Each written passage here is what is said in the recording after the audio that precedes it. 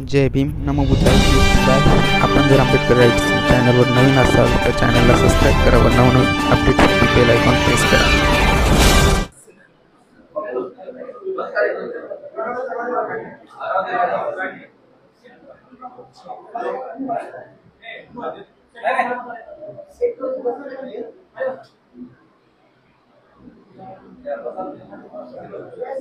महाराष्ट्राचं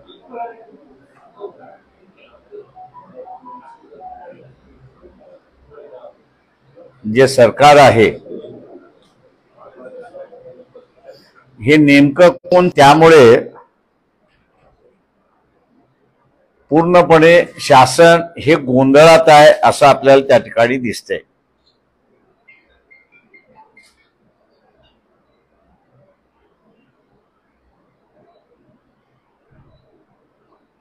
जे शासनामध्ये चाललंय तेच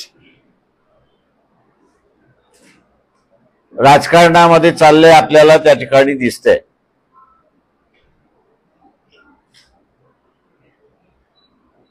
चार राज्यांच्या निवडणुका जाहीर झाल्या.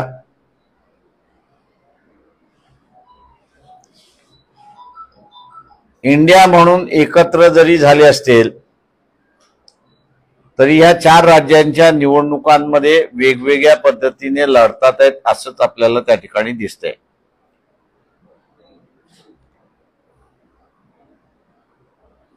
महाराष्ट्रामध्ये सुद्धा काँग्रेस, एनसीपी आणि शिवसेना आम्ही एकत्र आहोत असं त्या ठिकाणी सांगतायत. सरकार जाऊन वर्ष झालं तरी या तिघांमध्ये सीट शेअरिंगचा फॉर्म्युला अजून ठरलेला नाही.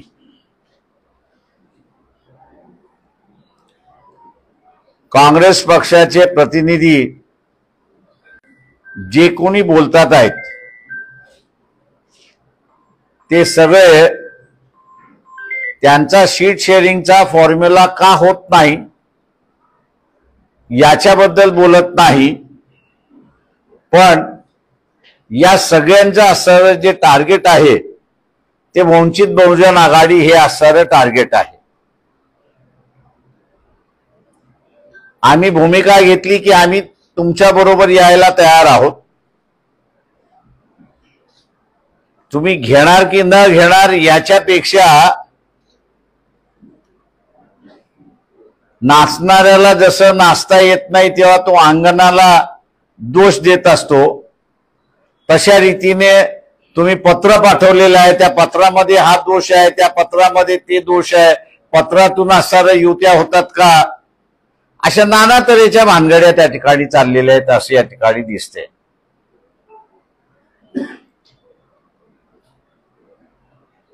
आम्ही असणारा सांभाळून घेतोय की यांच्या ज्या काही भानगडी आहेत त्या लोकांसमोर चव्हाट्यावरती येऊ नये अशी परिस्थिती आहे. भारतीय जनतामध्ये भारतातून 1,13,000 हिंदू, भारतीय हिंदू यांनी नागरिकता सोडली आणि परदेशात घेऊन राहायला गेले. जे सनातन हिंदू धर्माचे प्रतिनिधी आहेत की ज्यांना आम्ही असणारा तुमच्या सनातन धर्मामध्ये शूद्र आणि अतिशूद्राचा स्थान काय राहणार याचा खुलासा करा. याच्यावरती खुलासा करायचा नाही, पण सनातन धर्म या देशामध्ये चालेल असं म्हणून त्या ठिकाणी म्हणायचं. अशा असणाऱ्यांना आम्ही विचारतो, हे जे 1,13,000 हिंदू देश सोडून गेलेले आहेत ते शूद्र आणि अतिशूद्र नाहीत, ते सर्व सनातन धर्मातले सवर्ण आहेत, ब्राह्मण आहेत, क्षत्रिय आहेत, वैश्य सुद्धा नाहीत. तेव्हा अशा या सवर्ण समाजातून जाणारा भारतीय जनता पक्ष RSS हा पूर्णपणे फसवं राजकारण करतात, खोटारडेपणाचं असणारं राजकारण करतात आणि इथला मीडियाचे मालक जे आहेत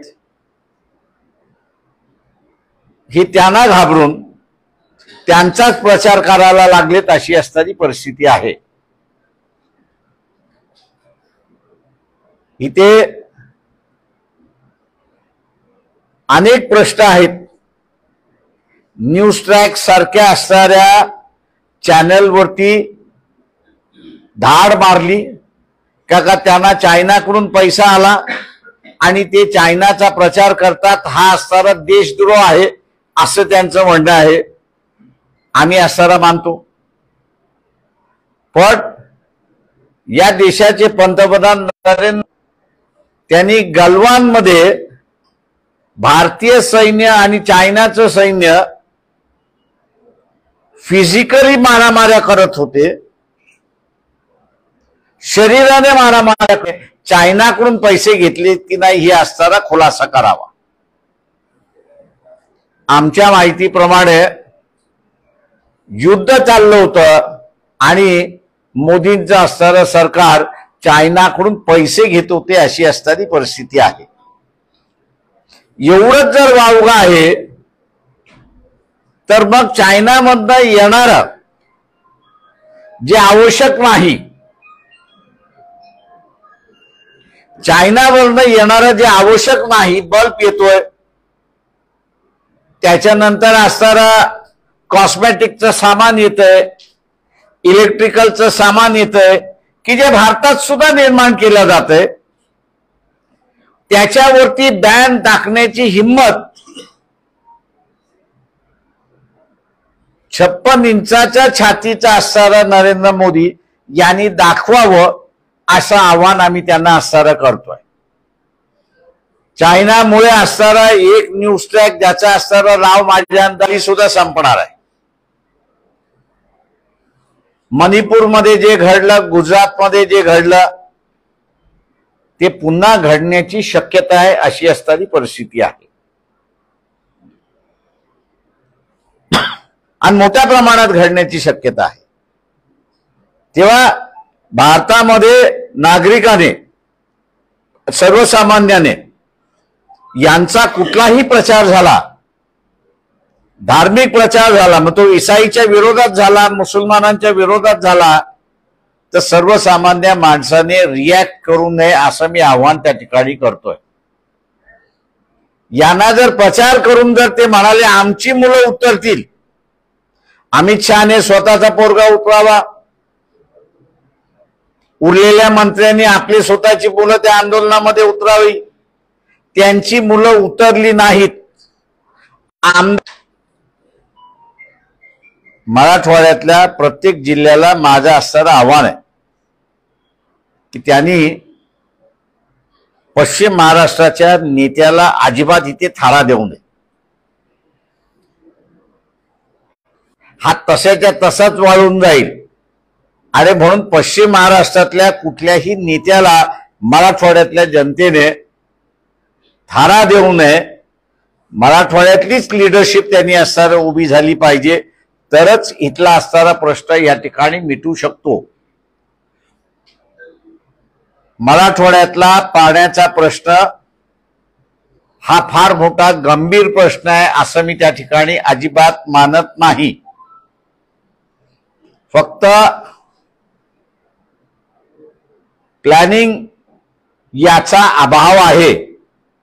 योजना दाखवल्या जातात, पण 20 वर्ष झालं लिफ्टिंग करून पाणी आणायचं जे चाललेलं आहे त्याचं आपल्याला कुठेही त्या ठिकाणी अंमलबजावणी होताना दिसत नाही. किंवा आपण असं जर पाहिलं तर भारताच्या जमिनीचा स्लोप हा जर आपण हा धरला तो गोदावरी उगम कुठे होते? नाशिकमध्ये. म्हणजे वेस्टर्न साईडला, ती वाहते कुठच्या साईडला, तर ईस्टर्न साईडला वाहते. पाणी वाहत ज्या दिशेने स्लोप आहे त्या दिशेने पाणी वाहत, हे आपण असं लक्षात घ्या. जळगाव जिल्ह्यामध्ये उकाईचं धरण आहे.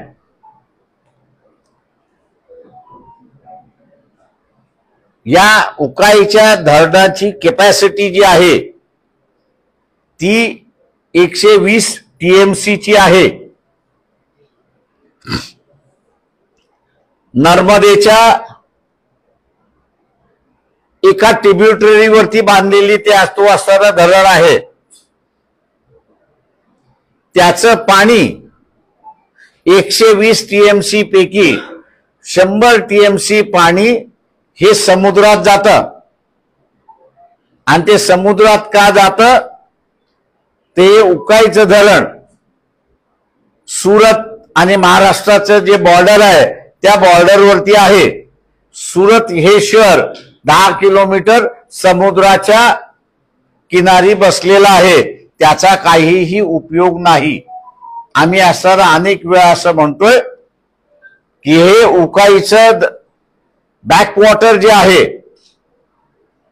त्याचं चॅनलिंग जर केलं तर त्याचं चॅनलिंग वैजापूर मार्फत किंवा भोकरदन मार्फत, तोही दुष्काळी भाग आहे, मनमाड आहे तोही दुष्काळी भाग आहे, त्यांनाही असं पाणी येऊ शकतं. नगर जिल्हा आपण बघितला असता तर पाण्याच्या मारामाऱ्यावरच त्या ठिकाणी चाललेला आहे.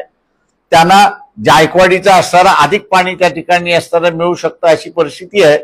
फक्त इथं नियोजनाचा अभाव आहे. तेव्हा मराठवाड्यातल्या जनतेने याचा असणारा बघून वंचित बहुजन आघाडीच्या पाठीमागे उभं राहावं.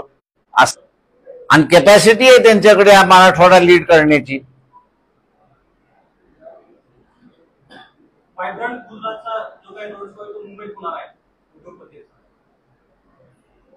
इथले उद्योग गुजरातमध्ये चाललेले आहेत.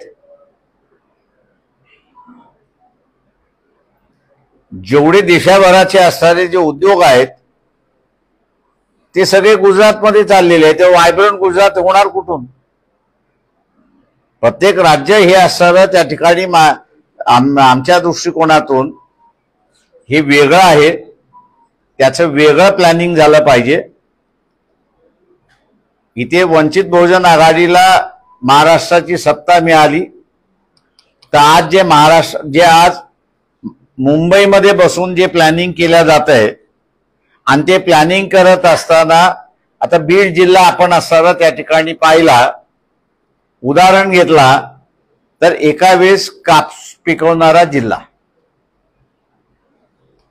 आणि आंतरराष्ट्रीय व्यापार आपण जर बघितलं, आर्म्स आणि ॲम्युनिशन हे जर सोडलं तर कापसाचा व्यापार हा जगामध्ये पहिल्या नंबरवरती आहे. दुसरा जो आहे तो टॅनरीचा आहे. बीडमध्ये टॅनरी होती, शासनाने इथल्या असणारे बंद पाडली. येडशी हे सगळ्यात मोठं चमड्याचं मार्केट होतं, इथल्या राज्यकर्त्यांनी बंद पाडलं. शेवटी इथले ज्यांना सामान्य मराठवाड्यातला जनता निवडून देते दुर्दैवाने तो त्यालाच असतो. या निजामी लिडरशिपने सर्वसामान्य लोकांची पिळवणूक केलेली आहे आणि विकसित न करता ते अविकसित ठेवण्याचं एक जे राजकारण केलेलं आहे ते आपल्या समोर आहे. आणि म्हणून ही लिडरशिप मधनं जोपर्यंत मराठवाडा बाहेर पडत नाही, एक माझा असणारा जनतेला आहे की एकाही आमदाराला आणि एकाही खासदाराला तुम्ही निवडून येऊ देऊ नका. नवीन लिडरशिप असणार येऊ द्या, ती आपोआप इथे असणारं डेव्हलपमेंट करायला सुरुवात करेल. मनोज जरांगे यांच्या नेतृत्वामध्ये 2 दिवसानंतर एक मोठी सभा मराठा समाजाची होते. यापूर्वी कदाचित एका ठिकाणी इतके मराठा समाजाचे लोक जमा झाले असतील असं वाटत नाही. काय वाटतं की म्हणजे याच्या अगोदर झाले नाही असं नाही झालं. जे सकल मराठा समाजाचे मोर्चे जे झाले ते तेवढेच मोठे होते. मुंबईमधला जो मोर्चा निघाला तो माझ्या अंदाजानं सगळ्यात मोठा मोर्चा होता. 14 तारखेला होईल सभा जरांगे पाटलाची, ती सुद्धा सगळ्यात मोठी असणारी सभा होईल. पण दुर्दैवाने जे माईक वरनं तुम्ही ऐकलं,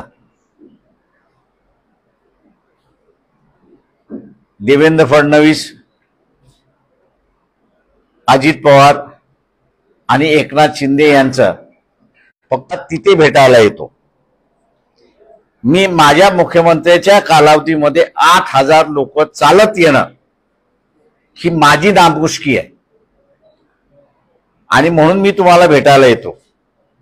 मी उलटा दादांना निरोप दिला की 2 दिवसाचा वेळ आम्हाला द्या, आम्ही मुंबईमध्ये पोहोचतो, आपण भेटायला या. त्यावेळेसच्या राजकारणाची ऍटिट्यूड, म्हणजे मी आता हे नाही करत आहे. आम्ही येण्याच्या अगोदर त्यांचे प्रतिनिधी आले, आमच्याशी बोलले. आम्ही मुंबईचा विसर्जित म्हणजे विहितीला विसर्जित करण्याच्या अगोदर महाराष्ट्र विधानसभेमध्ये काय मंजूर करतो, काय मंजूर होणार आणि काय मंजूर होणार नाही, त्याच्यासाठी काय करावं लागेल याचा अख्खा आराखडा त्यांनी तयार करून ठेवला होता. आणि आम्ही ज्यावेळेस मुंबईमध्ये पोहोचलो, म्हणजे ही फक्त मी आमची असं नाही म्हणत आहे, पण त्यावेळेचे जेवढे मोर्चे, म्हणजे मला 84 पर्यंतचे जे आठवतंय त्या सगळ्या ह्याच्यामध्ये कॅबिनेटचा एक प्रतिनिधी येऊन त्या मोर्चामध्ये बसायचा, बोलायचा, काय सुटेल तिथेच जाहीर करून टाकायचं. 2 दिवसामध्ये त्याचा GR निघून जायचा. उरलेल्या प्रश्नांवरती काय करता येईल म्हणून समिती करून आणि त्यांच्याशी बोलून मोकळं होत होतं. आजचं आपल्याला असं दिसतंय की एखादा मोर्चा निघाला, अरे किती निघाला, 2 लाख, फक्त 2 लाख होते. त्या काळी आम्ही 8,000 होतो. त्या 8,000ची असणारी चिंता करणारं नेतृत्व होतं. आता असणारं खजीलपणा उडवण्याचं नेतृत्व आहे. याला असणारा जोपर्यंत लोक संपवत नाही तोपर्यंत हा जो सिरियस इश्यू या देशामध्ये झालेला आहे, महाराष्ट्रात तरी झालेला आहे, किंवा आरक्षणाचा इश्यू देशभर व्हायला लागले, त्याच्याकडे गांभीर्याने पाहणार नाही तशी परिस्थिती आहे.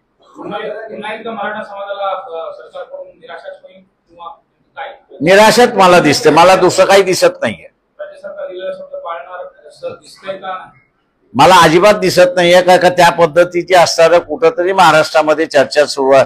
म्हणजे कॅबिनेटमध्ये चर्चा झालेली आहे किंवा अधिकाऱ्याच्या स्तरावरती चर्चा झालेली आहे, किंवा ज्या काही IAS अधिकाऱ्यांना मी असणारं ओळखतो आणि त्यांना असणारं जे काही विचारण्यात आलं होतं किंवा 14 तारीख जवळ येते, आपण काय करताय, ते म्हटलं काय नाही, प्रकाशावर सगळं आलबेल आहे, चिंता करू नका.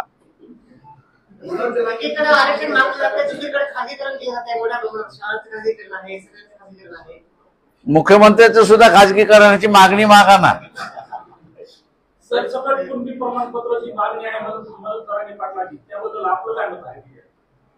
माझ्या हा कायद्याचा इश्यू आहे.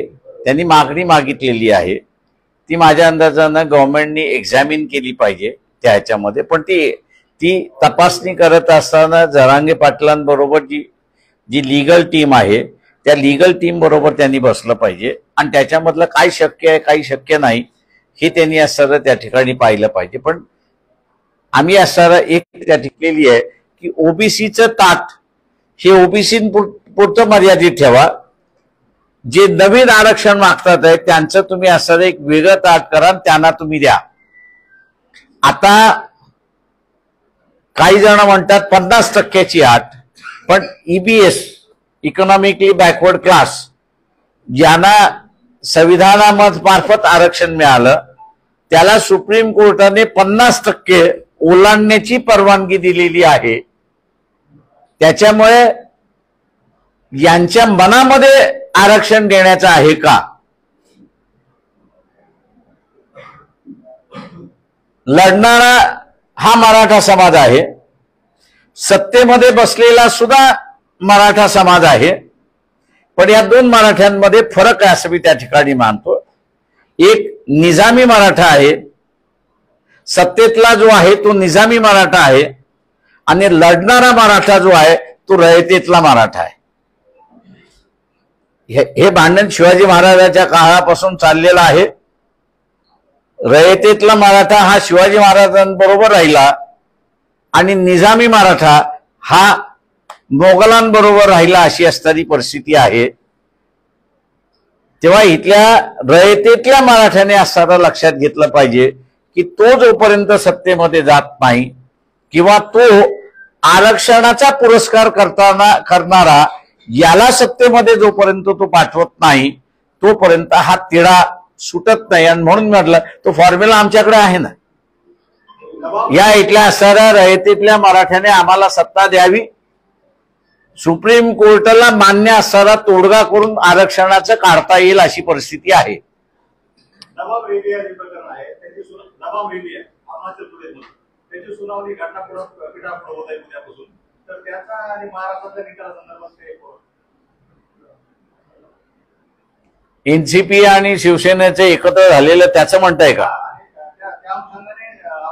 ते मुळात माझं म्हणणं असं आहे, एक लक्षात घ्या की सुप्रीम कोर्टाने स्पीकरला जे ट्रायब्युनल म्हणून ठरलेला होनरूलचा निर्णय जो आहे तोच मुळात बेकायदेशीर आहे, घटनाबाह्य आहे आणि कोर्टाचं ज्युरिडिक्शन नसताना दिलेला निर्णय आहे. आणि म्हणून सेनेच्या वेळेस मी असताना म्हणालो होतो की सेनाने इलेक्शन कमिशनला सिम्बॉल वाटप करण्याचा अधिकार आहे का याचं असणारं तपासावं. कारण का 71 साली एक निर्णय म्हणजे एक पिटिशन पंजाब कोर्टातून असणारं सुप्रीम कोर्टात गेली होती. Gill versus election commission of India त्याचं असणारं नाव आहे. कृष्णा अय्यर हे त्याचे त्या बेंचचे प्रमुख होतं. 5 की 7 जजेसचं ते बेंच होतं आणि त्यांनी घटनेच्या 141 म्हणजे 141 खाली आणि 142 असे 2 कलम आहेत. 142 खाली जे कलम आहेत ते म्हणजे त्या पार्टीज पुरतं ते मर्यादित राहतं, इतरांना लागू होत नाही. पण 141 खाली निर्णय दिला तर पार्लमेंट जसा एखादा कायदा करते आणि तो सगळ्यांना लागू होतो तशा रीतीने सुप्रीम कोर्टाने एखादा निर्णय दिला तो सर्व केसेसना लागू होतो आणि लोकांना लागू होतो अशी असणारी परिस्थिती आहे. तेव्हा gill versus election commission of India याच्या कृष्णा अय्यरनी आर्टिकल 141 खाली तो निर्णय दिला आणि त्यांनी असं कोडिफाय केलं की इलेक्शन कमिशनचे अधिकार कुठून सुरुवात होतात आणि कुठून संपतात. त्यांनी असं म्हटलंय की एकदा नोटिफिकेशन निघालं, प्रेसिडेंटनी नोटिफिकेशन इलेक्शनचं काढलं, ते गॅझेट होईपर्यंत कुठलंही कोर्ट, कुठलंही सरकार, कुठलाही अधिकारी हस्तक्षेप करू शकत नाही. त्याचा पूर्ण मालक हे चिन्हाचं वाटप इलेक्शन कंडक्ट करण्याच्या ह्याच्यामध्ये बसतं का, हा मला वाटतं कायदेशीर प्रश्न आहे. तो कायदेशीर प्रश्न बघावा अशी याचिका जर झाली तर मला वाटतं सुप्रीम कोर्टामध्ये ते बघावं लागेल असे त्या ठिकाणी मानतो. राहिला स्पीकर, मग तो विधानसभेचा असेल, विधान परिषदेचा असेल किंवा तो लोकसभेचा असेल किंवा चेअरमन राज्यसभेचा असेल, त्याच्यातल्या चाललेल्या कारवाया या कोर्टाच्या कक्षेच्या बाहेर आहेत. त्याच्यामुळे चंचू पावलाने असणारे जे सुप्रीम कोर्ट विधानसभेला आणि विधान परिषदेला स्वतःच्या ताब्यामध्ये घ्यायला लागलेला आहे. आणि मध्यंतरी आपण असणारा वाचला असेल की सुब्बू सोरेनची जी केस आहे तिला आम्ही पुन्हा हिअरिंग करणार आहोत. माझ्या अंदाजाने माझ्यासारखा खासदार जर त्यावेळेस असेल तर चीफ जस्टिसला पार्लमेंटच्या बार पुढे घालून तुमची घटनेने जे विभाजन केलेलं आहे, लेजिस्लेचरचा अधिकार वेगळा, ज्युडिशरीचा अधिकार वेगळा आणि एक्झिक्युटिव्हचा अधिकार वेगळा, हे बोलवण्याची एकदा पाळी आली होती। त्यावेळेस सोमनाथ चॅटर्जी हे स्पीकर होते। थोडस सोमनाथ चॅटर्जीला समजावण्यात आलं, सुप्रीम कोर्टालाही समजावण्यात आलं, नाहीतर सोमनाथ चॅटर्जीने चीफ जस्टिसला पार्लमेंटच्या बार पुढे बोलवणारी नोटीस काढली होती, फक्त ती अंमलबजावणी झाली नाही। तर मला वाटतं इथे असताना काही गोंधळ होणार नाही तर मग कुरघोडी करण्याच्या ह्याच्यामध्ये गोंधळ होण्याची असणारी शक्यता असं मी त्या ठिकाणी मानतोय। खासगीकरणाचे जे लोन आहे ते सर्व देशामध्ये हळूहळू पसरत आहे, त्याची जड जे आहे मजबूत होत आलेले आहे, विविध खात्यावरती त्याचा प्रभाव दिसून येत आहे। तर हे जे सध्याला जे धोरण सुरू आहे ते त्याच्याबद्दल आपण सहमत आहात का? नसाल तर आपली भूमिका काय असणार आहे आपल्याला? मी लोकांनाच दोष देतोय, लोकच आपल्या असणाऱ्या प्रश्नाशी इमानदार नाही असं मी त्या ठिकाणी मानतोय। आज जे स्वतःला असणाऱ्या जमिनीचे मालक म्हणतात आहेत, यांचे बापदादे जे आहेत ते मजूर होते, त्यांना जमिनी असणाऱ्या ज्या आहेत या त्या काळच्या लिडरशिपची असणारी कारण होती की एक कसेल त्याची जमीन हा नियम त्या ठिकाणी आला आणि दुसरा सिलिंगचा कायदा आला। सिलिंगचा कायदा आल्यामुळे जमिनीचं वाटप झालं आणि मालक झाले, आपण भूमिहीन मालक झालो, ते शासनाच्या धोरणामुळे झालो। याच्याशी असणारा गद्दारी जर कोणी केली असेल तर इथल्या सर्वसामान्य माणसांनी केली। जो शिकलेला आहे, सवरलेला आहे, यांनी सुद्धा स्वतःशी द्रोह केलेला आहे। तो द्रोह काय आहे तर पूर्वी शिक्षण हे मोफत होतं, तो शिकला सवरला आणि ज्या शिक्षणामुळे तो शिकला त्यालाच तो शिव्या द्यायला लागला की या जिल्हा परिषदेची शाळा नालायक आहे, नगरपालिकेची शाळा नालायक आहे, अनुदानित शाळा नालायक आहे, आता खाजगीकरण पाहिजे। तेव्हा हा जो नालायकपणा आहे हा मतदारांनी केलेला आहे। आता सुधारायचं असेल तर पहिल्यांदा मतदारांनी सुधारलं पाहिजे। आम्ही असं त्या ठिकाणी गेले अनेक वर्ष असं लढतोय आणि म्हणतोय की खाजगीकरण इथल्या सर्वसामान्य माणसाला परवडणारं नाही, किंवा जे खाजगीकरणाच्या विरोधात आहे त्यांनी वंचितच्या बाजूने उभं करावं, जुन्या नेतृत्वाची आठवण ठेवून तीच पद्धत पुन्हा आम्ही आज ठिकाणी लागू करू।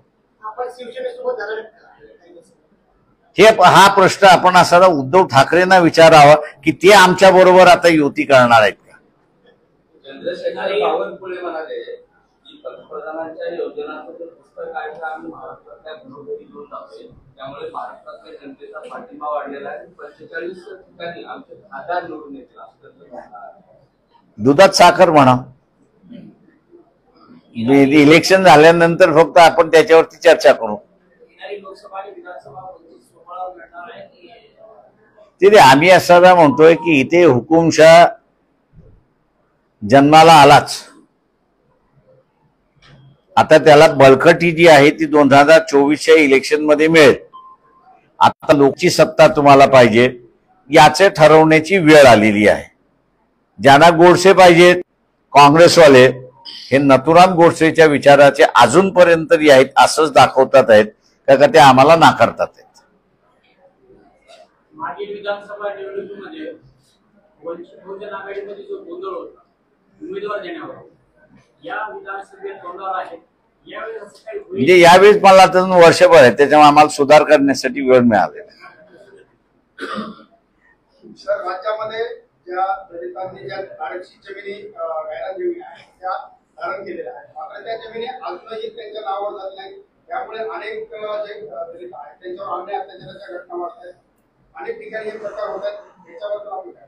ते आम्ही असं एक जे आहे की इथल्या कुठल्याही माणसाला सरकारी जमीन जी आहे त्याला हुसकवण्याचा अधिकार नाही।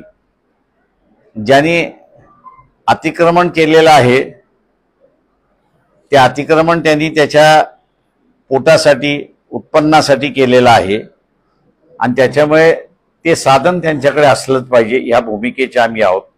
आणि भर पावसात आम्ही असा मोर्चा काढला होता आणि अतिक्रमण जमिनी ह्या त्यांच्या नावावरती झाल्या पाहिजेत हे आहे. काही सरपंच जे आहेत त्यांच्यावरती आम्ही असा गुन्हा आता दाखल केलेला आहे आणि जे काही सरपंच जमीन उद्ध्वस्त करतात आहेत, ज्यांची जमीन उद्ध्वस्त केलेली आहे त्यांच्याकडून वैयक्तिक त्यांचे नुकसान भरपाईचे दावे सुद्धा आम्ही दाखल केलेले आहेत. ज्यांनी केले नसेल त्यांनी दाखल करावे. कायदेशीर जी काही मदत लागते ती मदत आम्ही त्यांना देऊ. आपण भाजपच्या विरोधात सध्याला उतरलेला आहे. मात्र भाजपमध्ये भाजप नेते जे आहेत त्या अस्वस्थ असल्याचं पाहायला मिळालं. त्यांच्या कारखान्यावर जीएसटी कारवाई देखील केली आहे. कोणावरती? पंकजा मुंडेंच्या कारखान्यावर. आणि त्या भाजपमध्ये अस्वस्थ आहे. काय तुमची प्रतिक्रिया काय आहे? माझी काहीच प्रतिक्रिया नाही. त्यांचा इंटरनल पक्षाचा भाग आहे. त्याही बीजेपी मधले आहेत. बीजेपीने कारवाई केलेली आहे त्याच्यामध्ये त्यांचा तो इंटरनल प्रश्न आहे. बहुजनाच्या नेत्याला त्रास दिला जातोय असं तुम्हाला वाटतं? बहुजनाच्या नेत्याला त्रास दिला जातोय. आता ते बहुजनाचे नेते असतील तर ते बहुजनाचा पक्ष स्थापन करतील.